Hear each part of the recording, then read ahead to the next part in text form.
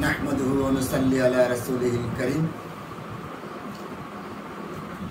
আমি আমার প্রাণ প্রিয় সংগঠন জাতীয়তাবাদী উলামা দলের পক্ষ থেকে জানাচ্ছি আন্তরিক শুভেচ্ছা ও ঈদ মুবারক। পাশাপাশি দেশে এবং বিদেশে সকল দর্শক এবং জাতীয়তাবাদী উলামা দলের সকল সহকর্মী এবং সহযোদ্ধাদেরকে,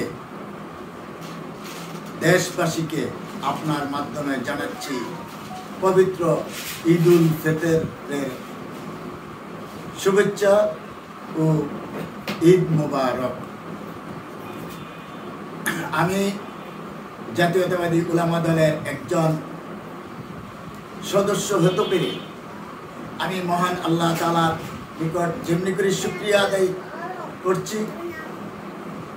আমি শহীদ রাষ্ট্রপতি জিয়াউর রহমানের গড়া জাতীয়তাবাদী উলামা দলের একজন কর্মী হিসাবে শহীদ জিয়া আদর্শ বাস্তবায়নে সচেষ্ট থাকব। আজ ঈদ উল ফিতর উপলক্ষে আমাদের মাঝে আনন্দ যতটুকু থাকার কথা ছিল সেই আনন্দ আমাদের মধ্যে নেই, কারণ আমাদের নেত্রী, মাদার অফ ডেমোক্রেসি, গণতন্ত্রের মাতা দেশনেত্রী বেগম খালেদা জিয়া আজ মুক্ত নয়। উনি অন্তরীণ দীর্ঘ 6 বছর যাবৎ মিথ্যা মামলায় ওনাকে আটক রাখা হয়েছে। এই জন্য আমাদের যে আনন্দ থাকার কথা ছিল সেই আনন্দ আমরা উপভোগ করতে পারি নাই।